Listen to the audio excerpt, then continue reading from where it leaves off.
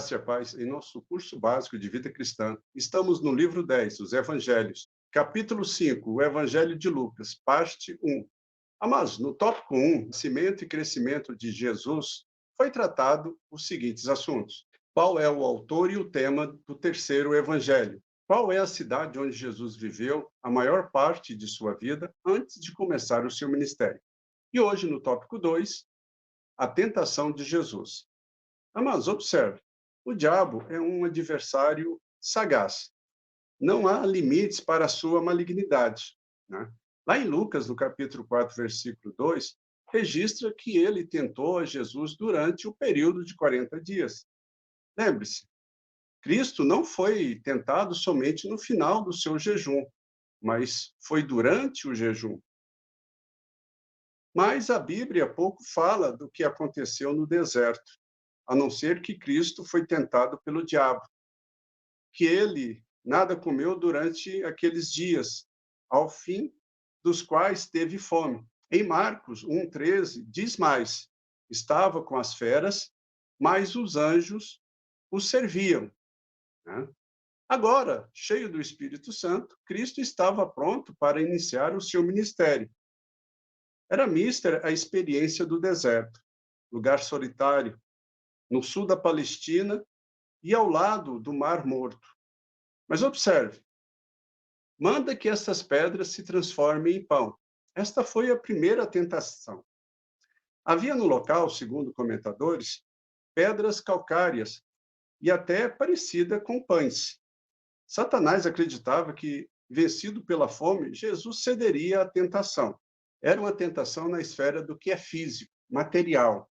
Notemos, irmãos, que o diabo disse: se tu és o Filho de Deus, recordando o momento do batismo de Jesus.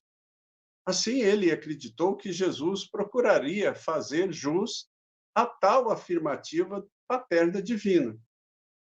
Mas Jesus não respondeu como filho de Deus, e sim como um homem perfeito, dando uma resposta que qualquer homem pode dar. Está escrito. Todas as suas respostas foram baseadas no livro de Deuteronômio, nos capítulos 8, versículo 3, capítulo 6, versículo 13 e capítulo 6, versículo 16. Depois vocês dão uma passadinha por lá e conferem esse material.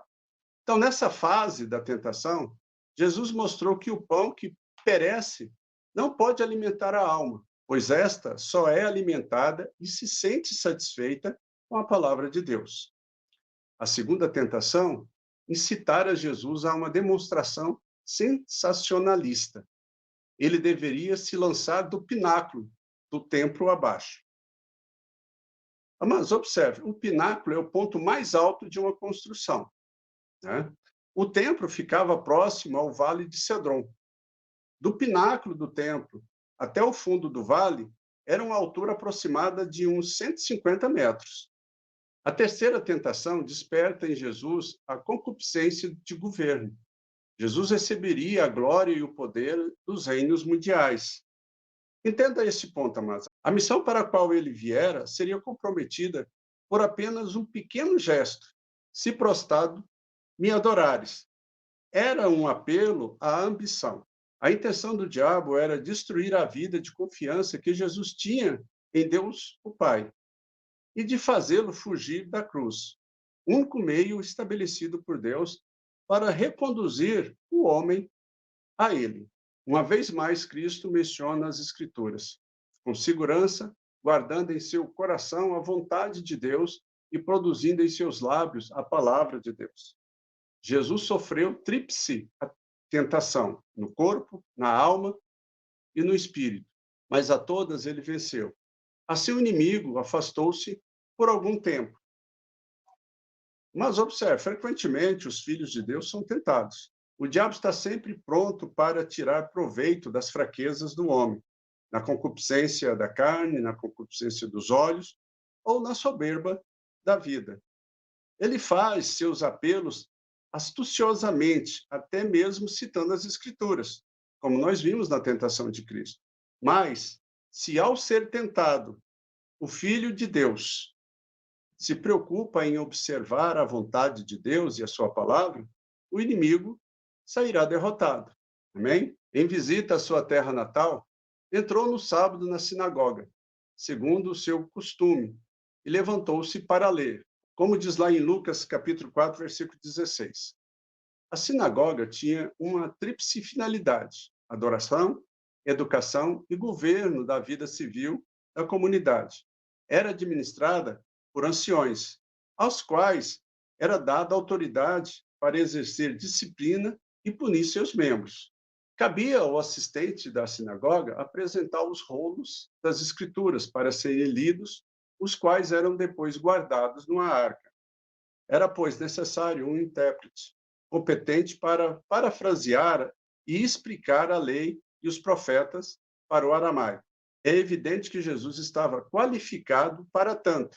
E tendo lido os versículos 18 e 19, disse-lhes que ele era o homem, ele, o evangelista, predito no texto de Isaías 53. Sua afirmativa só não lhe foi causa de morte, porque ainda muita coisa teria de acontecer antes disso, conforme os planos divinos. Assim, ele simplesmente passou por entre a multidão enfurecida, retirando-se para outras cidades, ensinando, curando e libertando os endemoniados. Chegando à casa de Simão, Jesus encontra a sogra deste bastante enferma, com febre muito alta, e a curou. Mas observe, esse último episódio dá-nos 3 lições importantes. Primeiro, Cristo, o missionário divino, estava sempre pronto a servir. Segundo, o Senhor nunca teve como preocupação maior revelar seu poder através de milagres diante das multidões. Assim nós observamos, amados, quantas vezes o homem se mostra preocupado em proclamar seus feitos, buscando os aplausos públicos. O Senhor não se agrada com esse tipo de coisa. Importa que nossa prontidão em servir venha acompanhado do espírito de humildade e amor, e que através dos nossos atos o Senhor seja glorificado. Toda honra e glória ao Senhor. Amém? Terceiro, a sogra de Pedro logo se levantou, passou a servi-los. Lembre, amados, louvemos ao Senhor pela nossa saúde e coloquemos-nos à disposição para fazer a sua obra.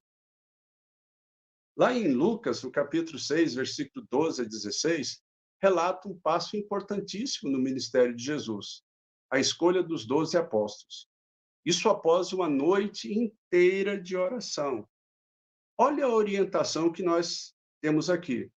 Apesar que só Lucas registra que Jesus passou uma noite em oração antes de escolher os 12.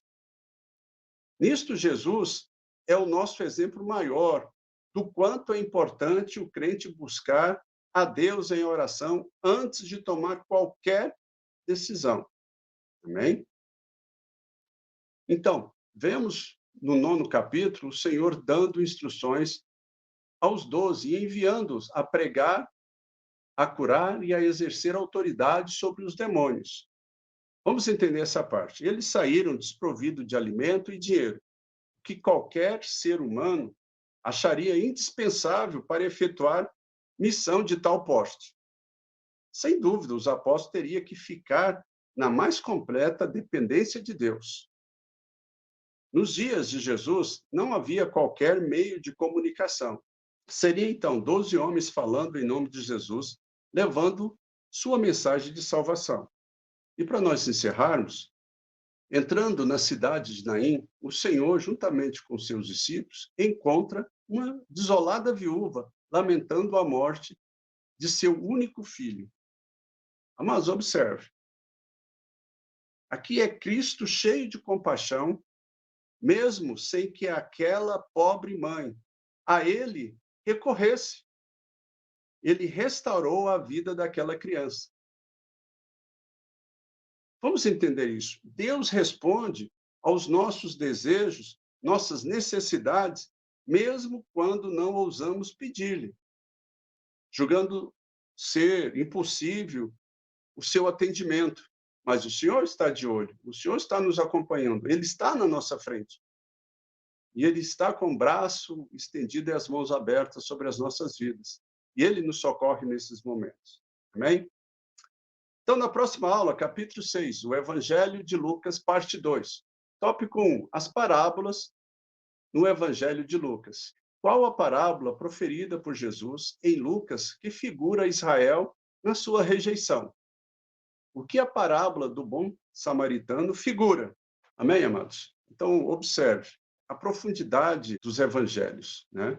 Cada um dos autores nos traz uma perspectiva nova da vida e ministério de Jesus. E nós temos que conhecer profundamente isso, porque ele é o nosso padrão, ele é o nosso modelo. Né? Então, use esse material para você estar evangelizando, levando a palavra de salvação para os seus amigos, conhecidos, parentes, que você possa fazer a obra do Senhor.